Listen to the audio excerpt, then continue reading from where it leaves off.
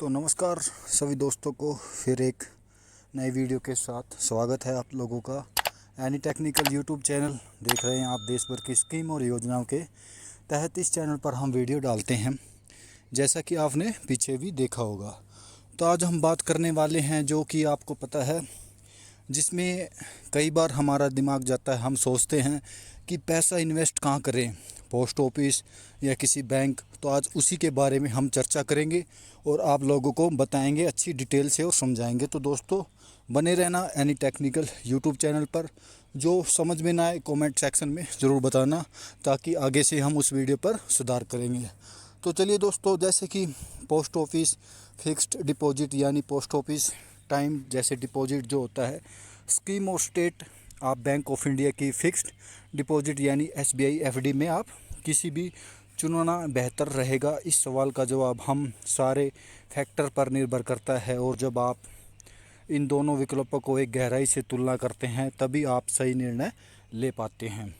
दोनों ही संस्थाएं सरकारी हैं, दोनों में ही आपको गारंटीड रिटर्न मिलता है, दोनों ही समय अनुसार इंटरेस्ट रेट बदलते रहते हैं। लेकिन इस बीच में कई ऐसे फ़र्क हैं जो मैं आपको बताऊंगा, जैसे आप फैसले को प्रभावित कर सकते हैं। आज हम इस वीडियो में यही विस्तार से जानेंगे और बताएंगे आपको। तो एकदम सरल भाषा में उदाहरणों पर कैलकुलेशन के साथ, ताकि आप पूरी जानकारी अच्छे से ले सके, बिना किसी उलझन के आप अपने पैसे को सही जगह निवेश कर सकें। तो चलिए दोस्तों, सबसे पहले मैं बात करता हूँ कैसे आप पैसे को सुरक्षा करेंगे। क्योंकि जब भी कोई एफडी कराता है तो उनमें मन में सबसे पहले यही सवाल उठता है, जैसे कि आपकी मेरी पैसा डूब तो नहीं जाएगा किसी भी आप जैसा। तो आपके दिमाग में यही बात आती है कि पैसा डूब तो नहीं जाता है। ऑफिस या पोस्ट ऑफिस की एफडी यानी एक टाइम डिपॉजिट में पैसा लगाते हैं तो आपको टेंशन लेने की कोई ज़रूरत नहीं है। आप पोस्ट ऑफिस एफडी यानी टाइम डिपॉजिट में पैसा लगाते हैं तो आपको टेंशन की कोई ज़रूरत नहीं है।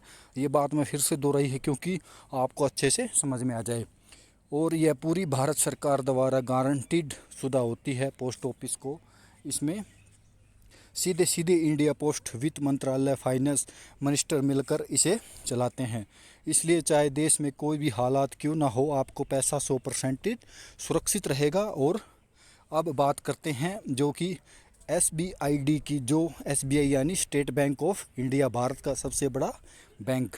तो पुरानी सरकार बैंक है, इसमें सरकार की करीब 57% हिस्सेदारी, यानी आप यह सरकारी बैंक है। इसके अलावा सभी बैंकों को आरबीआई की डीआईसीजी नाम के इस स्कीम पर के तहत 5 लाख तक का जमा राशि इंश्योरेंस मिलता है। मतलब अगर आप अपने एसबीआई में 5 लाख तक का जो एफडी कराया है तो इसमें पूरी तरह सुरक्षित है। लेकिन जो पोस्ट ऑफिस की एफडी में आपको 5 लाख की लिमिट की भी चिंता नहीं करनी पड़ती, क्योंकि यहाँ सरकार खुद अपने पैसे को गारंटी देती है बिना किसी लिमिट के। इसलिए अगर सुरक्षा बात करें तो दोनों में भरोसेमंद है।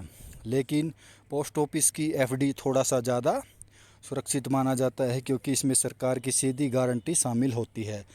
अब आते हैं अवधि, यानी कितने साल के लिए आप इसको एफडी करा सकते हैं। देखिए, अगर आप पोस्ट ऑफिस में एफडी फिक्स डिपॉजिट कराना चाहते हैं तो वहाँ आपको कुल 4 विकल्प मिलते हैं: 1 साल, 2 साल, 3 साल और बाकी 5 साल की एफडी।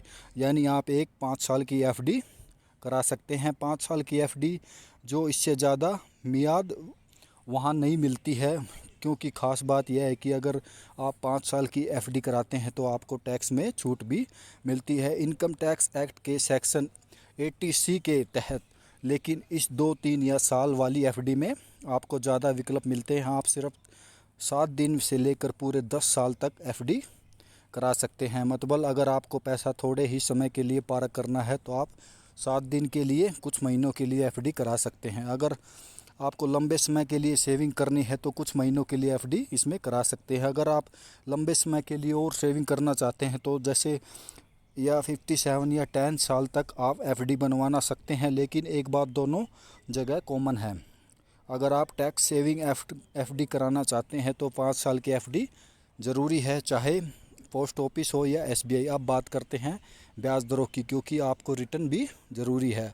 तो अप्रैल 2025 के अनुसार post office time deposit scheme की ब्याज दरें इस प्रकार है, जो कि आप देख सकते हैं 6.9% ब्याज आपको मिलता है। 2 साल की एफडी में 7% आपको इसमें मिल जाता है।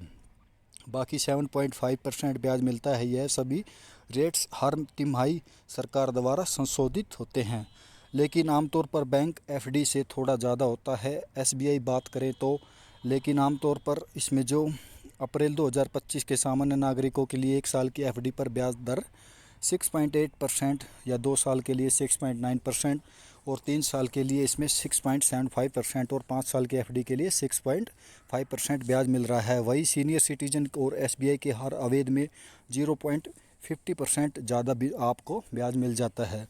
यानी आप इसमें 5 साल की एफडी पर सीनियर सिटीजन को 7% जो ब्याज मिल सकता है। इसीलिए अगर आप सीनियर सिटीजन तो एसबीआई के लिए थोड़ा बेहतर होगा, लेकिन सामान्य निवेशक को लिए एक पोस्ट ऑफिस की ब्याज दरें एसबीआई से अधिक है। अब अगर एसबीआई की एफडी स्कीम थोड़ा और गहराई से देखें तो आपको एफडी कराने के लिए ज़्यादा विकल्प मिलते हैं। यानी अगर आप सिर्फ 7 दिन से लेकर पूरे 10 साल तक एफडी करा सकते हैं और अवधि पर अलग अलग ब्याज दर मिलती है। और अप्रैल 2025 के अनुसार एसबीआई की ब्याज दरें कुछ इस प्रकार हैं। अगर आप सिर्फ 7 दिन से और 45 दिन तक एफडी कराते हैं तो आपको 3.50% ब्याज मिलता है। 40 से 179 दिन तक आप इसमें ब्याज मिलता है जो 3.50% और 46 दिन से 179 जो 179 दिन का आपको मैंने बता दिया 5.5% और 180 दिन से 210 दिन की जो एफडी है वो 6.25% ब्याज दर आपको मिल जाती है।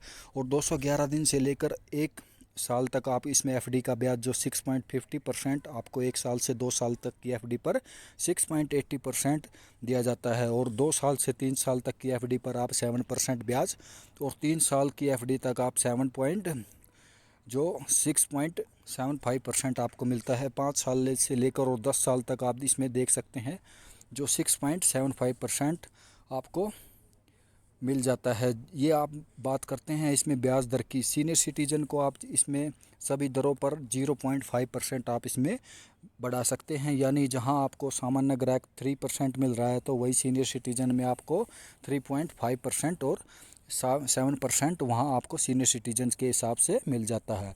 7.5% का रिटर्न आप मिल सकता है। तो कुल इसमें मिलाकर आप शॉर्ट टाइम एफडी के लिए विकल्प ढूंढ रहे हैं, यानी लॉन्ग टर्म सेविंग का प्लान बना रहे हैं तो आप एसबीआई के लिए विकल्प ढूंढ रहे हैं और ज़्यादा फ्लेक्सिबल ऑप्शन देते हैं। लेकिन अगर आप सिर्फ 1, 2, 3 या 5 साल के लिए निवेश कर रहे हैं तो बेहतरीन रिटर्न आपको post office time deposit scheme आपको ज़्यादा मुनाफा दे सकती है, खासकर जब तक आप टैक्स सेविंग के फ़ायदे लेना चाहते हैं। अब बात करते हैं सबसे ज़रूरी सवाल अगर आपको किसी वजह से एफडी मैच्योरिटी से पहले तोड़नी पड़े या समय से पहले पैसा निकालना पड़े तो पोस्ट ऑफिस मैच्योरिटी से पहले आपको एसबीआई दोनों जगह पर क्या नियम और कितनी पेनल्टी लगेगी। सबसे पहले पोस्ट ऑफिस की एफडी की बात करें तो यह नियम बहुत सख्त है। अगर आपने पोस्ट ऑफिस की पड़ जाती है तो क्या आप इसमें पैसा निकाल सकते हैं? एक सीधा और साफ सा जवाब है, पोस्ट ऑफिस की एफडी के सख्त शर्त की 6 महीने या तक आप किसी भी हाल में पैसे को नहीं निकाल सकते हैं, चाहे कुछ भी, चाहे या मेडिकल इमरजेंसी या फिर परिवार में कोई मजबूरी। 6 महीने से पहले कोई पैसा इसमें नहीं निकाल सकते, ऑप्शन नहीं मिलता है। अब मान लीजिए 6 महीने के गुजर जाने के बाद आपको फिर पैसे की ज़रूरत पड़ती है तो एफडी के बीच में तोड़ना चाहते हैं तो क्या करेंगे? देखिए, अगर वो आपको अपनी एफडी के 6 महीने से 1 साल के बीच में तोड़ना पड़े तो ब्याज दर आपको जो मिल रहा है उसमें अपनी एफडी के 6 महीने से 1 साल के बीच जो तोड़ते हैं उसमें 0.5% यानी कि आधा % आपकी कटौती काट ली जाएगी जो इंटरेस्ट रेट है। उदाहरण के तौर पर आपको मैं समझा देता हूँ, आपको 7% ब्याज मिल रहा है और आपको उसमें 8वें महीने में तोड़ रहे हैं तो आपको 7% नहीं मिलेगा, बल्कि उसमें 6.5% आपको ब्याज मिलेगा, क्योंकि इसमें 5% 0.5% है वो आपको इसमें घटा दिया गया है। 1 साल या उससे अधिक चलने पर आप 6.5% का ब्याज ही मिलेगा। अब मान लीजिए आपको अपनी एफडी 1 साल के या उससे अधिक चलानी है तो उसे तोड़ना चाहे तो यह पेनल्टी बढ़ जाती है। 1 साल के बाद अगर दिया जाए तो फिर उसे तोड़ना चाहे तो पेनल्टी और बढ़ जाती है।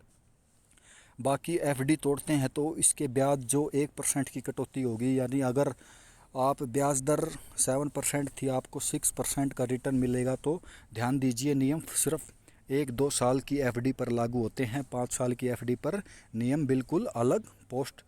पोस्ट ऑफिस की जो 5 साल की एफडी है इस तरह से है, जैसे पूरी तरह लॉक होती है। इसमें चाहकर भी आप 5 साल से पहले नहीं निकाल सकते हैं। इसमें इमरजेंसी क्यों ना हो।